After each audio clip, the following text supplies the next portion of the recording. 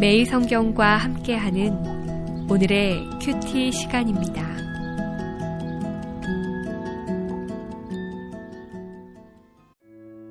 (3월 8일) 오늘의 말씀은 민수기 5장 1절에서 10절입니다.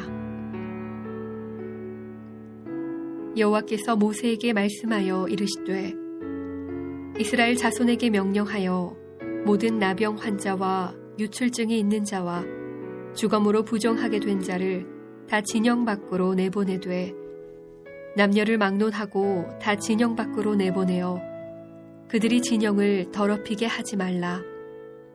내가 그 진영 가운데에 거하느니라 하시매 이스라엘 자손이 그같이 행하여 그들을 진영 밖으로 내보냈으니 곧 여호와께서 모세에게 이르신 대로 이스라엘 자손이 행하였더라.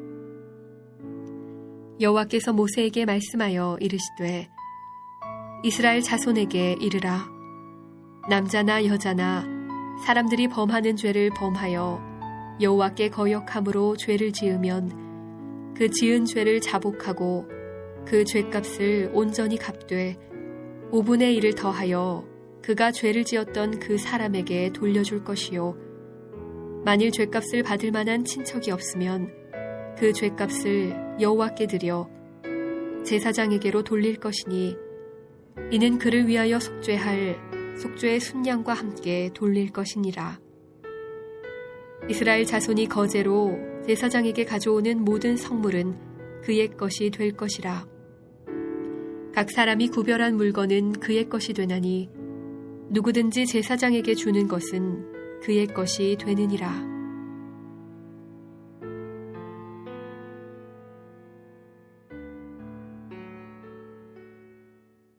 하나님의 말씀대로 살아가는 것은 때론 많은 것을 포기해야 하는 것 같습니다. 하나님의 말씀대로 살아가는 것은 때론 많은 것을 희생해야 하는 것 같습니다. 하지만 하나님의 말씀대로 살아가는 것은 우리에게 진정한 생명을 줍니다. 그리고 어느샌가 내가 포기하고 희생했던 것이 아니었음을 알게 됩니다. 오늘도 묵묵히 하나님의 말씀대로 살아가시기를 축복합니다. 한때 정통신앙과 다른 구원교리가 유행한 적이 있었습니다. 우리가 예수의 피로 죄의 사함을 받았으니 이제는 죄를 지어도 죄책감이 없이 살아도 된다는 것이었습니다.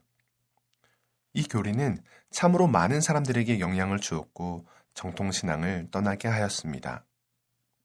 그런데 이들에게는 믿음의 모습만 있을 뿐 구별된 하나님의 자녀로서의 그러한 삶의 모습은 찾아볼 수가 없었습니다. 하지만 성경은 우리에게 믿음만을 이야기하지 않습니다. 오늘 말씀은 하나님의 백성의 삶은 어떠해야 하는지에 대한 말씀입니다.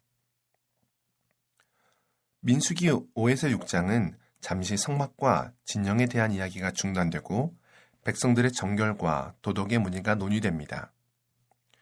하나님께서 거룩하게 구별하신 제사장과 레위 자손을 향한 거룩함의 명령이 모든 백성에게 확대됩니다.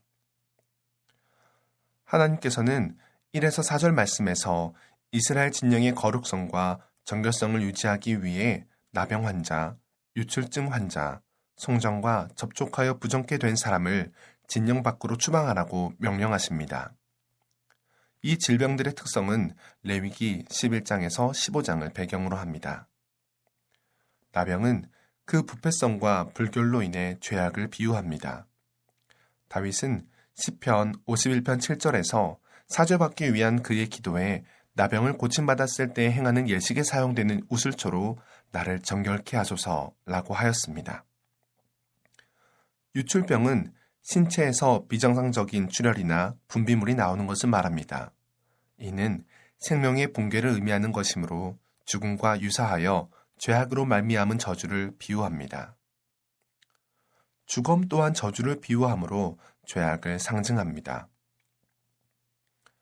하나님께서는 이처럼 그의 백성을 훈련시키심에 있어서 제의적 정결을 강조하는 이런 제도를 통해 죄악을 멀리해야 될 것을 가르치셨습니다. 하나님께서는 이스라엘에게 제의적 정결뿐 아니라 윤리적 정결도 요구하십니다. 성막 공동체의 정결을 위협하는 의식적 부정결의 문제를 즉시 해결하라는 지침에 이어 도덕적 오염 또한 시급히 조치를 취해야 할 문제로 거론됩니다. 여기서 말하는 죄악은 사람들이 남에게 손해를 끼친 과오를 가리킵니다. 사람에게 손해를 끼친 죄악은 역시 하나님을 거스린 죄악입니다. 이와 같은 범죄를 처리함에 있어서 다음과 같은 것들이 실행됩니다.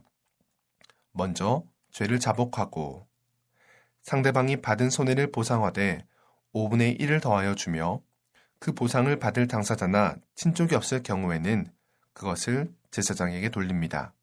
그리고 그 후에 속죄제를 드립니다. 자복은 그의 인격에서 이루어지는 회개이니 회개의 본질이라고 할 수 있습니다. 그리고 상대방에게 손해를 보상해야 합니다. 이러한 회개의 최종 목적은 하나님과 화목하는 일이었습니다. 하나님은 거룩하신 분입니다. 하나님이 거룩하신 분이기에 구별된 레위인들은 거룩해야 했으며 이스라엘 또한 거룩해야 했습니다.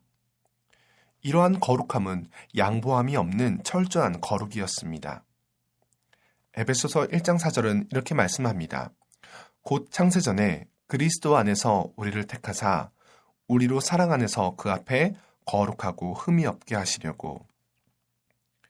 하나님께서 우리를 택하여 구별된 하나님의 자녀 삼아 주신 것은 우리에게 이 땅에서 자유를 주어 마음대로 살아갈 힘을 주신 것이 아니었습니다. 오직 하나님 앞에 거룩하고 흠이 없게 하시기 위함이었습니다. 거룩을 힘쓰고 계십니까? 작은 죄라도 하나님과 사람 앞에서 진정 회개하며 거룩을 회복하는 하루 되시길 축복합니다. 함께 기도하겠습니다. 하나님 아버지 감사합니다. 거룩과 거리가 먼 우리를 먼저 사랑하셔서 예수 그리스도의 피로 말미암아 거룩한 백성이라 칭해 주셔서 감사합니다. 예수 그리스도의 피의 값으로 구별된 우리가 더 이상 죄 안에 머무는 것이 아니라 하나님께서 우리를 부르신 목적인 거룩하고 흠이 없는 백성 되도록 인도하여 주시옵소서. 우리가 할 수 없습니다. 오늘도 성령의 충만함을 부어 주시옵소서. 예수님의 이름으로 기도합니다. 아멘.